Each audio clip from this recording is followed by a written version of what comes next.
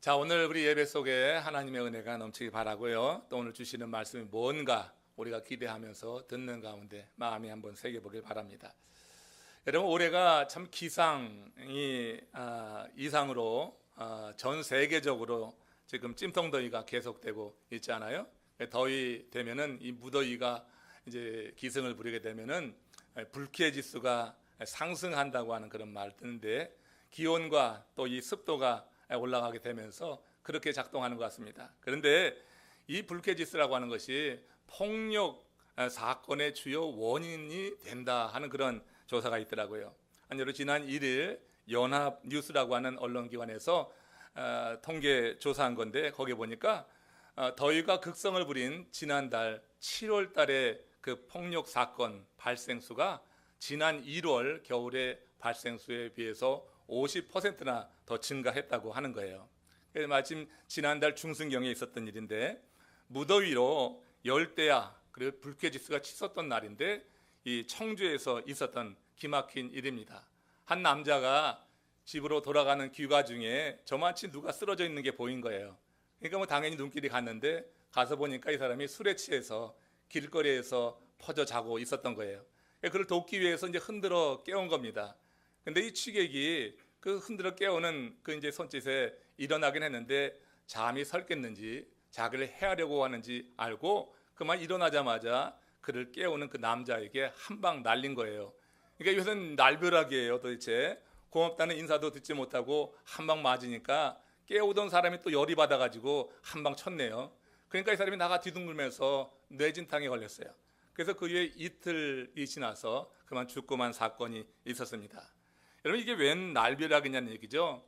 좋은 뜻으로 도와주려고 했는데, 좋은 뜻을 가지고 다가가서 손을 내밀었는데, 이렇게 도와주려다가 졸지에 그 인생이 완전히 망한 거 아니겠어요? 도와주려고 하는 선한 뜻을 갖고 일을 행하다가도 보면은 세상살이라고 하는 게 이렇게 꼬이게 되는 경우가 있더라고요. 그런데 그 원인을 보니까 그가 참지 못한 거죠. 술에 취한 사람이 이해해야지 될 텐데 이해하지 못하고 한 방 날린 것이, 욱해서 한 것이 그만 이런 큰 사건을 일으킨 그런 요인이 되고 말았다고 하는 거예요. 오늘 우리 본문에서 보면은 우리 주님께서 이것까지 참으라 하는 그런 말씀이 있죠. 이것까지 참으라고 하는 거예요. 우리는 어디까지, 여기까지 내가 참지, 그러진 더 이상은 못 참겠어 하는 그런 마음이 있지만, 우리 주님께서 하는 이 말을 들으면서 우리가 이 무더위에 열이 올라갈 때 이것까지 참으라 하는 이 말씀, 여기에 해당되는 말은 딱 아니지만 그래도 그 말 그대로 한번 참는 가운데 주님의 은혜가 우리 가운데 있기를 원합니다. 대제사장의 하석들이 예수님을 포박하기 위해서 예수님께 새벽에 온 거잖아요. 그때 예수님의 제자 가운데 한 명이라고 오늘 성경에는 말했지만, 요한복음 18장에 보면은 그 예수의 제자 가운데 한 명이 베드로로 밝혀지죠. 그리고 베드로가 칼을 빼가지고 욱하는 마음에 휘둘러서 종의 귀를 베었다고 했는데, 종의 귀 떨어져 나간 그 사람이 말고라고 하는 사람이 되는 겁니다. 자, 여러분 보세요. 베드로가 칼을 빼서 그렇게 말고의 귀를 잘라낸 것은 주님을 지키기 위함이 아니었어요. 우리 주님께서도 그걸 모르시지 않았을 거예요. 그런데 주님은 이 베드로의 그 충정에 대해서는 한마디 언급이 없이 그저 책망하듯이 베드로에게 말했던 거예요. 여기까지 참으라. 내 검을 꽂으라 하면서 이것까지도 참으라고 그렇게 책망하듯 말했다고 하는 것입니다. 예수님은 개인적인 분노라고 하는 것, 개인적인 이 화가 하나님이 기뻐하시는 일을 가로막는 요인이 될 수 있다고 하는 것을 일러주고 있는 거예요. 개인적으로 분노가 일어날 수 있습니다. 화가 나고 울컥하고 우리 마음 가운데 이렇게 어두운 감정이 한때 힘을 모아서 나타날 수가 있습니다. 그러나 그런 일이 결국 하나님이 기뻐하시는 일을 가로막는 요인이 된다고 하는 거예요. 지금 예수님이 이 말씀을 어느 상황에서 하셨어요? 밤이 맞도록 겟세마네 동산에서 기도를 마치신 거예요. 밤이 맞도록 겟세마네 동산에서 기도했던 것은 무엇입니까? 십자가에 지는 일로 인해서 우리 주님께서도 두렵고 또 큰 도전이 되어서 그 밤에 주님께서 베드로, 야고보, 요한을 이끌고 겟세마네 동산에 오르셔서 나를 위해서 좀 기도해달라 하고서는 돌 덜진 만큼 나아가서 우리 주님께서 밤이 맞도록 기도하셨던 거 아니에요. 피할 수만 있으면 피하고 싶은 그런 마음에 3번이나 거듭거듭 이 제자들에게 요청을 했어요. 하나님의 뜻을 물으며 그렇게 요구했습니다. 누가복음 22장 42절에서 그 밤에 예수님께서 기도한 내용을 이렇게 우리가 볼 수가 있습니다. 같이 보세요. 아버지여, 만일 아버지의 뜻이여든 이 잔을 내게서 옮기시옵소서. 십자가를 눈앞에 두고 이것을 지는 문제를 잔을 마시는 것으로 비유해서 이렇게 기도를 올렸습니다. 이 잔이 내게서 옮겨지게 하옵소서. 밤이 맞도록 겟세마네 동산에서 기도했는데 그 기도의 내용은 이 한 가지였을 것입니다. 제일 중요한 일입니다. 주님 앞에 놓여져 있는 이 큰 문제, 십자가를 지는 문제를 가지고 고민스러워서 밤이 맞도록 기도하면서 제자들에게 같이 기도해달라고 요청을 했어요. 근데 밤이 맞도록 이 한 가지 제목을 놓고 기도하는데 마음에 감동이 없는 거예요. 기도하면 하나님께서 들으신다고 하는 마음의 감동이 임할 때가 있습니다. 하나님 우리들 마음 가운데 지도해 줄 때가 있는데 밤이 맞도록 기도하는데도 그런 감동, 내가 원하는 대로 이 잔이 내 앞에서 지나가는 것, 옮겨지는 것, 이것을 허락하시는 건 감동이 없는 거예요. 이제 새벽녘이 되어서 마침내 그 예수님께서 기도 끝에 깨달은 그런 내용이 있습니다. 주님께서는 자신의 이 요청이 인간적인 자기 애라고 하는 것, 자기 애 때문임을 밝히면서 비장한 각오를 가지고 하나님께 이렇게 기도를 올리죠. 누가복음 22장 42절 뒷부분입니다. 시작. 그러나 내 원대로 마옵시고 아버지의 원대로 되기를 원하나이다. 예수님은 밤이 새도록 올린 기도 끝에 하나님의 뜻이 어디에 있는지 마침내 깨닫게 된 거예요. 그건 뭐예요? 이 잔이, 고난의 잔이 옮겨지는 것이 아니라 그 고난의 잔을 마시는 것이라고 하는 것이 하나님의 뜻이다. 이 뜻을 깨닫고는 하나님의 뜻에 따르겠습니다 하면서 다짐하고 고백했던 것입니다. 예수님께서 이런 결론에 이르는 과정을 한번 묵상해 보세요. 예수님도 여러분 육신을 입고 계셨기 때문에 이런 과정, 정말 자신이 져야지 되는 십자가, 그 고난의 잔을 눈앞에 두고 괴롭고 두렵고 그리고 힘들었던 것입니다. 이런 것을 보게 되면서 정말 하나님의 뜻을 따른다고 하는 것이 그렇게 쉬운 일인가? 우리가 하나님의 뜻대로 행하겠습니다 하지만 실제로 하나님의 뜻을 행해 나간다고 하는 것은 정말 쉽지 않은 일이구나. 육신을 입으신 예수님께서도 그 문제를 가지고 밤이 맞도록 기도하셨고 결국 새벽녘에 가서야 이런 깨달음을 가지고 이런 결심하는 것을 보면서 하나님의 일을 한다고 하는 것, 하나님의 뜻대로 산다고 하는 것은 정말 쉽지 않은 일이 되겠다 하는 생각을 해보게 됩니다. 나 자신은 하나님의 뜻을 따르려고 물론 결심할 수 있습니다. 그러나 오늘 이 본문의 이야기처럼 여러분 그 뜻을 이루지 못하게 가로막는 그런 세력이 있다고 하는 거예요. 지금 예수님의 제자 베드로가 주님께서 이제 주의 원대로 되기를 원하나이다, 내 뜻대로 마옵시고 당신의 뜻대로 되기를 원하나이다 했지만 지금 베드로가 나서서 주님이 결심한 것을 다시 어떻게 헐게하는 것입니다. 내려놓은 자기 부인, 이걸 하지 못하도록 베드로가 지금 앞서서 그 주님의 뜻을, 주님의 마음을 지금 해치고 있는 것을 보게 되는 거예요. 어느 경우에는 혈육이, 우리가 주의 뜻을 따르려고 하는데 그 혈육 때문에 그 주의 뜻을 따르지 못하고 좌절하는 경우도 있습니다. 우리 주변에 있는 형제 자매들이, 믿음의 형제들이 그렇게 주의 뜻대로 행하지 못하도록 가로막는 경우도 있는 것을 보게 되는 거예요. 그러나 여러분, 그럼에도 불구하고 우리가 하나님의 뜻에 따라서 살고자 하는 마음을 가지고 다시 한번 구하게 될 때 하나님이 우리를 도우시는 좋으신 하나님인 것을 믿으시기를 주의 이름으로 축원합니다. 예수님께서 지금 하나님의 원대로 하겠습니다 하고 난 이후에 그와 관련해서 매우 감동적인 장면이 펼쳐지는데 누가복음 22장 43절에 이렇게 기록이 됩니다. 같이 읽습니다. 천사가 하늘로부터 예수께 나타나 힘을 더하더라. 여러분, 하나님께서 보내주는 천사는요, 이럴 때 임하는 거예요. 하나님께서는 우리가 믿음으로 살려고 할 때, 여러 가지 어려움이 있지만 순종하며 당신의 뜻대로 나가려고 할 때 하나님께서는 오늘 이 시대에도 하나님이 천사를 보내셔서 우리를 도우시고 하나님의 일을 완수할 수 있도록 우리를 이끄시는 줄로 믿으시기를 바랍니다. 하나님께 여러분 순종하는 예수님을 위해서 지금 천사가 마침 내려왔어요. 내가 아버지의 뜻대로 되기를 원하나이다 했을 때 천사가 하늘로부터 예수께 나타나 힘을 더해 주는 것입니다. 천사의 도움, 하나님의 역사를 지금 말하고 있는 거예요. 하나님이 이렇게 당신의 뜻에 순종하는 자들이 공궁에 처하게 될 때 종종 피할 길을 예비해 주시기도 하고 그 상황을 이길 수 있는 능력을 주시고 그들이 당신의 뜻을 이룰 수 있도록 도와주신다고 하는 것입니다. 이렇게 신자가 자기 부인을 하며 순종하게 될 때 하나님께서 역사하는 것인데 이렇게 하나님의 능력을 베푸시는 데는 이유가 있는 거예요. 내가 자기 부인은 그 신자의 삶 속에 하나님이 역사할 수 있는 어떤 공간을 마련해 두는 거예요. 내가 나의 의와 자기 애로 가득 차 있어서는 하나님 우리 속에서 역사하지 못해요. 하나님이 역사한다 하면 성령으로 역사하는 것이고 하나님의 말씀으로 나를 통계하시고 다스리는 것을 의미하는데, 자기 의와 자기 애는 그런 하나님의 역사를 가로막는 주범이 되는 거다 하는 것입니다. 하나님의 뜻을 알고도 자기를 사랑하는 마음, 자기 의에 사로잡히게 되면 하나님의 능력은 그래서 경험하지 못하게 되는 거예요. 신자의 자기 부인은 하나님의 일을 위해서 정말 꼭 필요한 일이라고 하는 것을 우리가 기억하게 됩니다. 이렇듯 예수님께서 아버지의 뜻을 확인한 후에 자기를 비우고 비장한 마음으로 동산에서 내려오는데, 유다가 대제사장과 바리새인들과 예수를 팔기로 거래를 마쳤어요. 그리고 이제 그들이 붙여진 하석을 데리고 예수님을 잡으러 오는 거 아니겠어요? 이 예수님을 잡으러 온 것입니다. 유다는 천연덕스럽게 예수님께 나가서 입맞춤까지 했어요. 예수님을 사랑해서가 아니잖아요. 그 밤에 사람을 식별하게 하기 위해서, 내가 입맞추는 자가 내가 판자라는 것을 하석들에게 알려주기 위해서 입맞추는 거예요. 하나의 신호였어요. 얼마나 가증한 일인지 알 수가 없습니다. 마음의 중심을 보시는 우리 주님, 그 사실을 알고 안타까운 마음, 씁쓸한 마음으로 유다에게 묻는 것입니다. 누가복음 22장 48절에서 이렇게 물었어요. 예수께서 이르시되 유다야, 네가 입맞춤으로 인자를 파느냐. 이 말을 할 때 주님의 심정을 한번 헤아려 봅니다.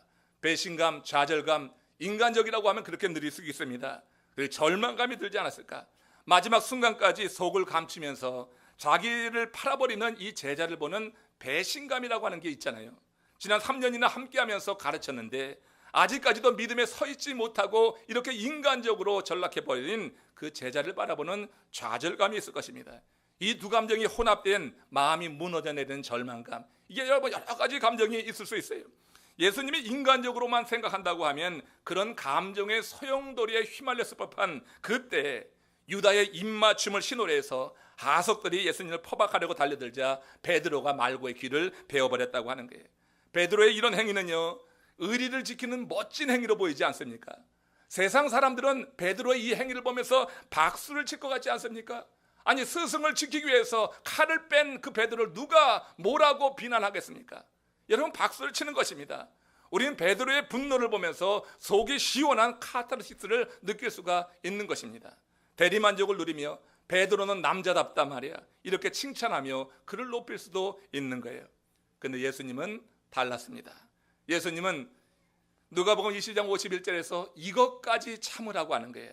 그러면서 말고의 길을 들어가지고 낫게 해줬어요.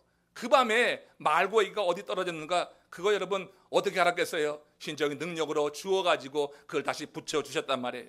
예수님은 하나님이 기뻐하시는 뜻에만 지금 집중하고 있었기 때문에, 자기를 부인하였기 때문에 이런 명령을 내릴 수가 있는 거예요. 나를 부인하지 못하면 자기에 사로잡혀 있고 자기 의에 사로잡혀 있어서는 이렇게 할 수가 없는 것입니다. 베드로처럼 하는 것이 옳습니다. 베드로를 칭찬해주고 말해야지 될 것입니다. 그러니까 주님은 베드로를 칭찬하지 않으셨어요. 이것까지 참으라고 그를 나무라면서 그가 잘라버린 말고의 길을 주워가지고 다시 붙여주셨단 말이에요. 예수님은 인간적으로 뭔가 보여주고 싶은 유혹이 당기는 그 시간입니다. 유혹을 받을 수 있잖아요. 주님께서 능력이 없습니까? 주님께서 말고의 길을 다시 붙여줬으면 여러분 대단한 능력 아닙니까? 이건 기적을 행한 거란 말이에요. 그렇다고 하면 주님께서 그 자리에서 자신을 보호하기 위해서 어떤 능력을 행사할 수 있는 거 아니에요? 그것이 유혹이었다고 하는 것입니다. 여러분, 주님은 유혹에 넘어가지 않았어요.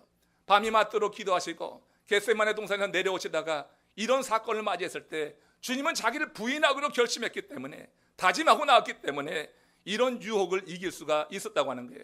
베드로는 유혹을 이기지 못해서 칼을 들었습니다.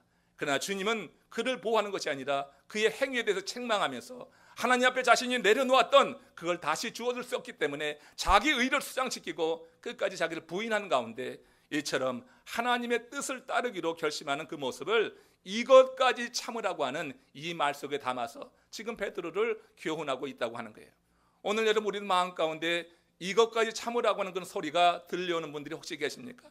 이것까지 참으라고 하는 그것이 주의 성령의 음성으로 들릴 수 있기를 주의 이름으로 축원합니다.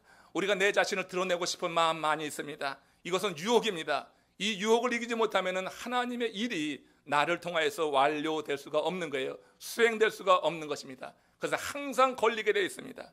그래서 우리가 이 주님의 말씀을 마음에 새기면서 주께서 정말 참아내셨던 그 인내하는 마음, 주님의 그 마음을 우리가 헤아리면서 주께서 베드로에게 하신 그 말이 내 심령에 바로 새겨져서 삶 가운데 적용되고 시행되는 은혜가 있기를 원하는 거예요. 지난 1일 세계 최고령으로 알려진 베트남 할머니가 호치민시에서 노환으로 별세했습니다. 그분의 나이가 123살이라고 하는 거예요. 꽤 많이 드셨죠? 최고령으로 알려진 이 할머니가 돌아가셨습니다. 잠자듯 아주 평안하게 마치 배러리에 기운이 빠지듯이 그렇게 조용하게 운명하셨어요. 그것이 복의 복이죠. 그렇죠. 마지막 순간 그렇게 가는 것도 감사한 일입니다. 이 할머니가 생전에 자신을 찾아오는 사람들에게 장수의 비결을 일러주곤 했다고 하는 겁니다. 그런데 그 중에 첫 번이 뭔지 아세요? 화내지 말라고 하는 거예요. 화내지 마세요. 그게 첫 번째 비결이었어요. 지나치게 생각하지 마세요. 유유한 생활을 하세요. 많이 웃으세요. 그 말 뒤에 이어지고 있어요. 그런데 화내지 말라고 하는 것이 장수의 비결이다. 가만히 보면은 열받는 사람들이 일찍 가더라고요. 열받는 사람이. 그러니까 열받는 걸 조심하려고 합니다. 고혈압 올라가는 거, 약 먹기 전에 이 화를 들려면 될 것 같은데, 아무튼 우리가 열을 막 받아서 정말 내 감정을 통제하지 못할 때 그것이 생명줄하고도 연관된다고 하는 말, 뭐 과학적으로 입증된 건 아니지만 세상에서 가장 오래 산 이 할머니가 그렇게 얘기하니까 한번 귀담아 들어봅시다. 우리 열받지 말고 이 무더위에 주님이 주시는 말씀으로 시원하게 내 심령을 식혀가지고 주께서 우리 원하시는 그런 삶을 살아드릴 수 있기를 원합니다. 막스 에르만이라고 하는 사람이 쓴 시 가운데 산문시가 있는데 좀 의미가 있는 시입니다. 이와 관련해서 한 친구에 대해 난 생각한다. 어느 날 나는 그와 함께 식당으로 갔다. 식당은 손님으로 10,000원이었다. 주문한 음식이 늦어지자 친구는 여종업원을 불러서 호통을 쳤다. 무시를 당한 여종업원은 눈물을 글썽이며 서 있었다. 그리고 잠시 후 우리가 주문한 음식이 나왔다. 난 지금 그 친구의 무덤 앞에 서 있다. 식당에서 함께 식사한 것이 불과 한 달 전이었는데 그는 이제 땅속에 누워있다.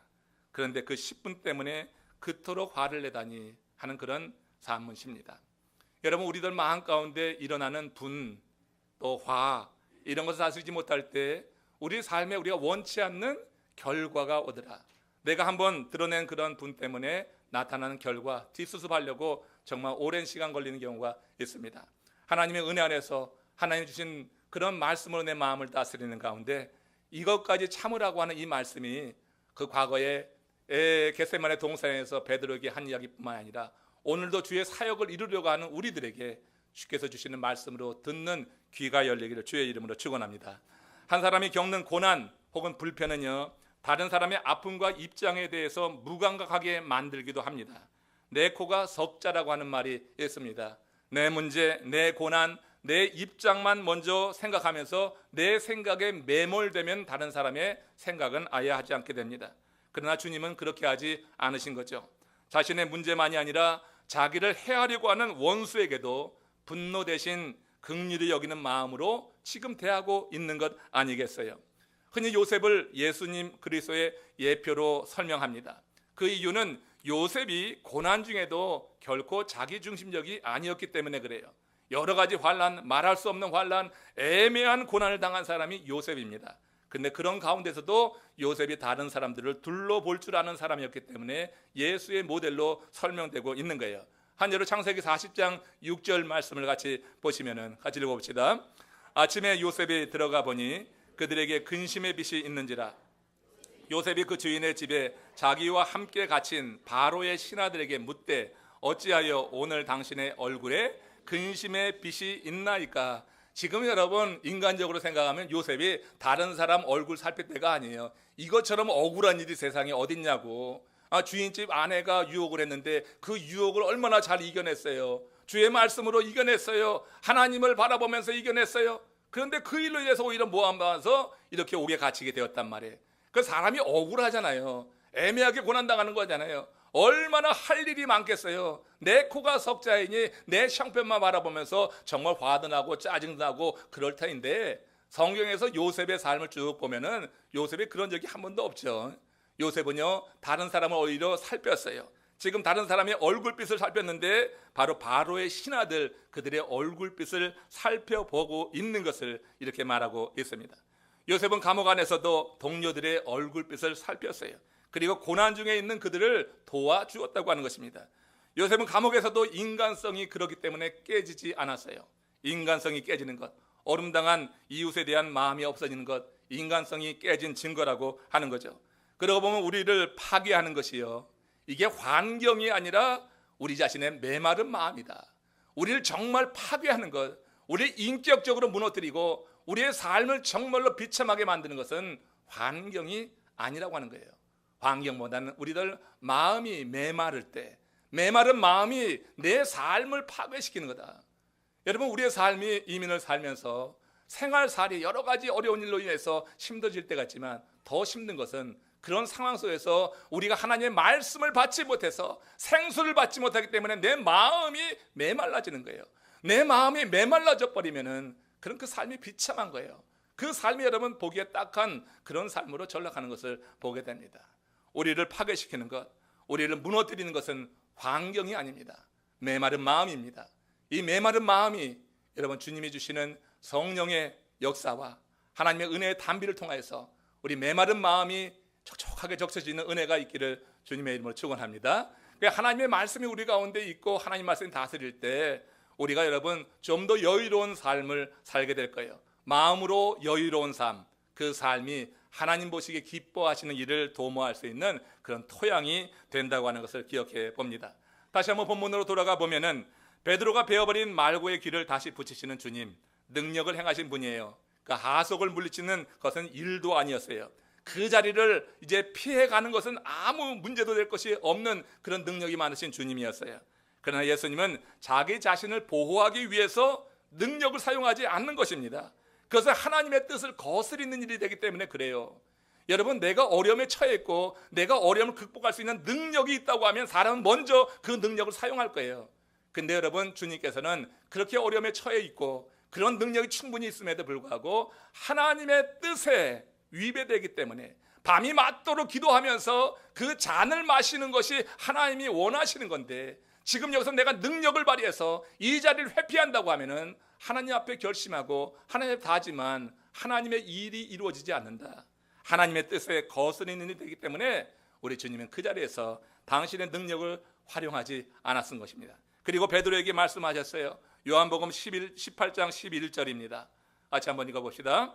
검을 집에 꽂으라. 아버지께서 주신 잔을 내가 마시지 않겠느냐. 자, 이 말씀을 기억하고요. 마태복음 26장 52절에서 54절에서 이 말을 좀 더 설명합니다. 확대해서 설명하는 거예요. 같이 읽어봅시다. 이에 예수께서 이르시되 내 칼을 도로 칼집에 꽂으라. 칼을 가지는 자는 다 칼로 망하느니라. 너는 내가 내 아버지께 구하여 지금 12군단 더 되는 천사를 보내게 할 수 없는 줄로 아느냐. 내가 만일 그렇게 하면 이런 일이 있으리라 한 성경이 어떻게 이루어지겠느냐. 우리 주님께서요 12군단 되는 천사를 더 요청해서 하나님께 보내달라고 해서 이 문제 처리하는 것은 일도 아니란 얘기예요. 대제사장이 보낸 그 하석들 몇 명 처리하는 것이 문제가 되겠느냐. 그러나 내가 만일 그렇게 하면 이런 일이 있으리라고 이미 예고되어 있는 하나님의 말씀, 그 성경이 어떻게 이루어지게 될 것이냐. 하나님의 뜻에 더 관심이 집중되어 있어요. 하나님의 말씀대로 살기로 다짐한 그런 분이기 때문에 지금 이런 상황 속에서 자신에게 능력이 있음에도 불구하고 그 능력을 사용하지 않고 그대로 거기서 포박되어 가는 것을 보게 되는 것입니다.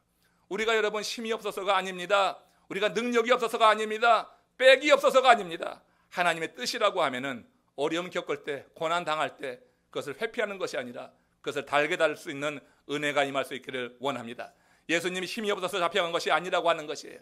하나님의 뜻을 이루기 위해서 잡혀가고 있는 것입니다. 제자들에게 인간적인 의리의 차원을 넘어서 하나님의 뜻을 위해서라고 하면 고난에 동참할 수 있어야 된다고 하는 이 사실을 가르쳐주고 있는 거예요. 여러분, 인간적인 의리로 하면 베드로가 얼마나 지금 잘 보이고 있는 거예요. 스승에 대한 의리고 남자다운 아주 멋진 모습이 아닐 수가 없어요. 그러나 여러분, 신앙생활은 의리로 하는 게 아니에요. 의리 가지고 이리저리 쫓아가는 거 아닙니다. 신앙생활은 철저히 하나님의 말씀이, 하나님의 의가, 하나님이 우리에게 주시는 그런 뜻이 앞서는 일이 되어야 될 줄로 믿습니다.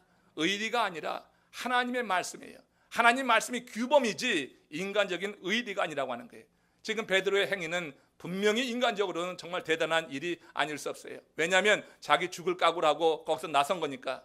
그러나 여러분, 주님이 보실 때 그건 하나님의 뜻을 이루는 것이 아니라 지금 방금 내가 나 자신을 부인하겠단 말이에요. 하나님의 원대로 하겠다고 기도를 마치고 왔는데 그 다음에 바로 있게 된 이 사건이에요. 그러니까 이거는 여러분, 사단의 역사로 주님께서 보시는 그런 눈이 있었다고 하는 것입니다. 그래서 베드로를 책망하면서 여기까지 참으라 이렇게 권면하면서 예수님께서 기도하고 내려오신 그대로 이제 그 포박되어서 십자가를 향해 나가는 것을 보게 되는 것입니다. 갓난아기는요, 사람들의 말을 알아듣습니까? 못 알아듣습니까? 잘 못 알아듣죠? 근데 그 갓난아기의 갓난아기는요, 엄마는 아기가 자기 말을 알아듣는 것처럼 하죠. 그죠? 모든 엄마는 아기가 자기 말을 알아듣는 것처럼 말을 해. 그래서 많이 먹어서 배부르지? 뭐 이렇게 해요. 알아듣지도 못하는데 그 앞에서 그렇게 혼자 말을 합니다. 아, 기분 좋다고? 뭐 그래요. 기분 좋은지 안 좋은지 아이가 몰라요. 근데 엄마는 그렇게 말하고 있는 것입니다. 못 알아들어도요, 계속해서 알아듣는 것이 여기면서 계속 말하다 보면은 비로소 어떻게 해요? 아이들이 나중에 가서 엄마가 하는 말을 알아듣는 것입니다. 아이가 못 알아듣는다고 말을 그치면 어떻게 되겠어요? 아이는 못 알아듣는 거예요. 엄마가 하는 일 가운데 아이는 못 알아듣지만 아는 것 같이 여겨서 계속해서 말을 반복하다 보면 큰국에 가서는 아이들이 그 말을 알아듣게 되고 엄마의 말에 따라서 행동하는 것을 보게 되는 겁니다. 검을 집에 꽂으라. 아버지께서 주신 잔을 내가 마시지 아니하겠느냐? 정당방위를 했다고 생각했는 이 베드로에게 이 말씀을 정말 알아듣기 어려운 말이에요. 아직 영적으로 성숙되지 않은 이 베드로는 이 말이 너무나 어려운 거예요. 지금 내가 잘했지 왜 검을 꽂으라고 하는 거야? 아버지께서 주신 잔을 내가 마시지 않겠느냐? 이 말이 이해가 안 되는 거예요. 그런데 여러분, 주님은 부연 설명 없이 제자에게 그렇게 말씀하셨습니다. 그런데 그 후에 베드로의 행적을 보면요, 그가 후에 가서 예수님의 이 말씀의 의미를 깨닫는 거예요. 그래서 자신도 칼을 뺄 수 있는 상황에 칼을 빼지 않습니다. 그리고 주님의 뒤를 따라서 순교자의 반열에 들어가는 것을 우리는 성경을 읽으면서 배우게 되는 거예요. 내가 지금 알아듣지 못하는 것 같지만 주님은 우리가 알아듣는 것처럼 계속해서 말씀하십니다. 성령 안에서 우리에게 감동을 주시는 것이 그런 의미가 있는 거예요. 그러나 내가 깨닫지 못하니까 감동이 와도 나는 어떻게 해요? 회피하고 따르지 않아요. 그러나 여러분, 한두 번 계속해서 반복해서 이 감동이 오게 될 때 여러분, 주님의 선하신 뜻을 한번 먼저는 생각하시면서 감동에 따라서 주의 명령에 따라 보시길 바랍니다. 그러면 깨닫는 순간을 하나님이 허락하여 주시고 주의 말씀이 깨달아지는 그 순간에는 능력이 많은 거예요. 말씀이 깨달아질 때 힘이 있는 거예요. 말씀이 깨달아지지 않으니까 우리가 희지부지하고 그렇게 흐리흐리하지, 진짜 말씀이 깨달아지면 힘을 얻게 되는 것입니다. 베드로도 말을 깨닫지 못했을 때는 연약한 모습 많이 보였습니다. 연약한 모습 정말 많이 보였습니다. 그렇지만 말씀을 깨닫고 나니까 베드로가 아주 강해졌어요. 두려워하지 않았어요. 그는 어떤 위협 앞에도 굴하지 않았어요. 우리가 하나님 말씀 전하는 것과 너희 말 듣는 것 가운데 어느 것이 옳은가 네가 판단해봐라. 사내들인 앞에서도 두려워 떨지 않았어요. 말씀에 대한 깨달음이 없을 때는 참 비겁한 모습도 보이긴 했습니다. 이렇게 칼을 뺀 것은 자기 의에 사로잡힌 것일 수가 있고요, 남자답고 의리가 있는 모습 같지만 실제로는 인간적인 모습이 되었던 것입니다. 그러나 그 이후에는 정말로 말씀을 깨닫고 나서 담대하게 주의 제자로서 자기의 주어진 사명을 살아갔던 것을 아는 거예요. 정말 하나님의 은혜 안에 있다고 하는 것이 바로 그것이다.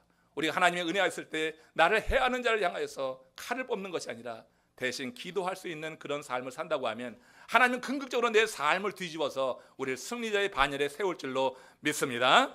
여러분, 시골 면소재지에서 신앙생활을 잘하는 오집사님이라고 하는 분이 계셨어요. 예수님을 구원하고 구원의 기쁨이 있어서 정말 열심히 신앙생활을 잘했습니다. 그러나 그녀의 남편이 좀 못된 사람이에요. 평상시도 구타를 하는데 이 오집사가 은혜 받고 구원의 확신 가지고 열심히 교회를 출석하면서 신앙생활을 하니까 완전히 사단 마귀의 종노릇을 하는 거예요. 오집사에게 폭력을 더욱더 가하고 상욕을 해대면서 신앙생활을 포기하라고 종용했던 것입니다. 그러나 그럴 수가 없는 거죠. 이미 구원의 은혜에 감동이 있으니 그게 되지 않죠. 여러 번 집에서 쫓겨나고 성경 찬송이 찢겨지는 순환을 당했습니다. 그러나 모든 박해를 믿는 자가 겪는 연단으로 보았던 이 오집사가 굽히지 않고 신앙생활을 계속해 나가는 거예요. 오히려 남편의 구원을 위해서 눈물을 흘리면서 기도하는 그런 귀한 딸이 되었습니다. 그러다 어느 날 술에 만취했던 이 남편이 집에 들어왔는데 오집사가 보이질 않는 거예요. 마침 부흥회가 있어서 교회 간 것을 알았습니다. 화가 머리끝까지 난 거예요. 그래서 이제 그 아내를 잡으려고 교회를 갔습니다. 마침 그때 통성기도가 시작되면서 조명이 흐릿하게 켜져 있었어요. 예배 안에서 기도하던 자기 아내를 보고 가서 머리채를 휘어잡았습니다. 그걸 잡아 끌고 나왔어요. 질질 끌고 나와서 바깥에서 아내를 사정없이 후려쳤는데 하고 이 아내가 쓰러져서 보니까 얼굴이 보이는 거예요. 근데 그 아내가 아니었어요. 면장 부인이었어요. 큰일 난 거죠. 면장 부인을 후려치고 만 거예요. 정신이 번쩍 떨려가지고 겁에 질린 이 남편이 무릎을 꿇고 살려달라고 애원을 합니다.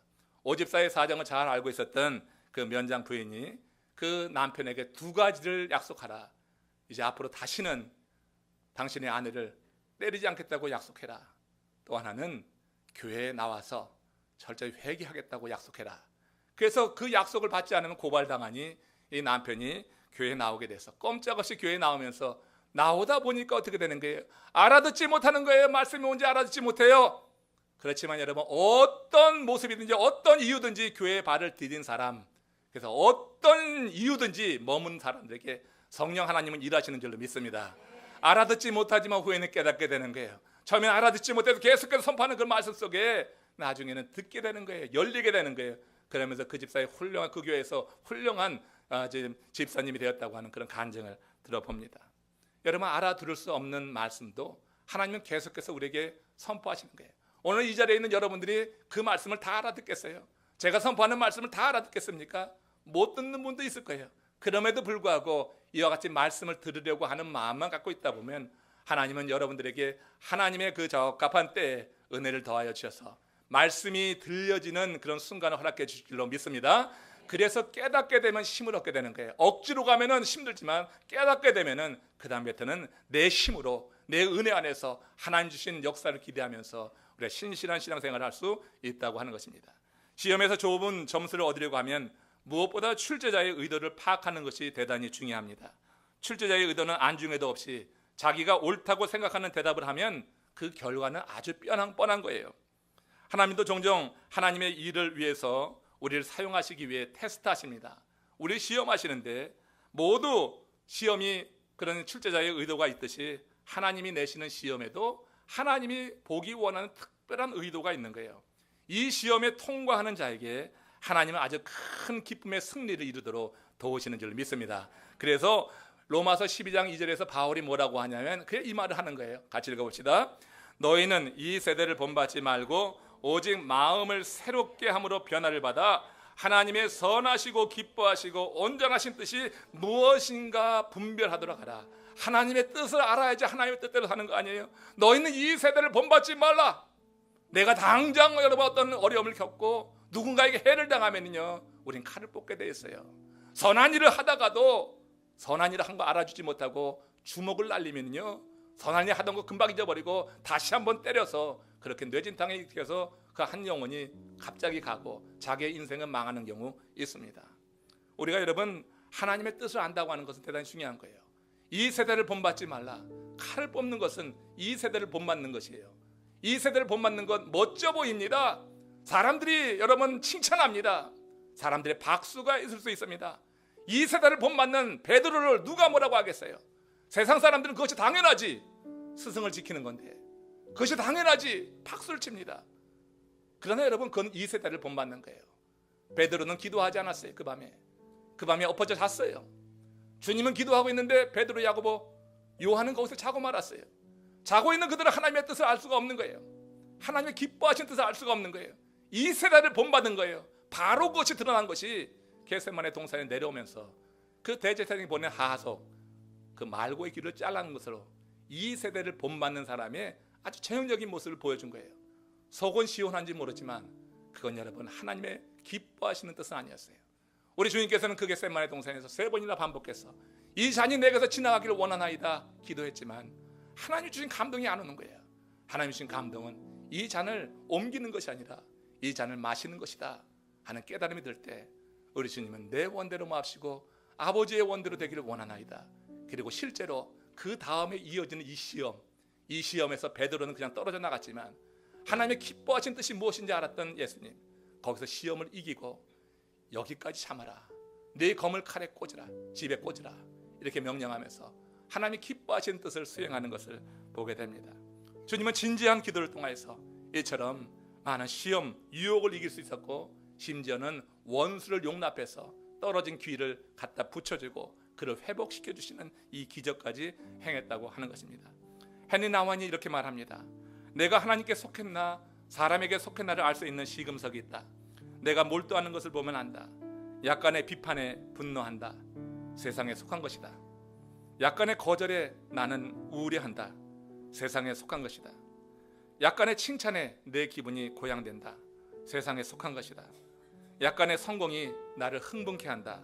세상에 속한 것이다.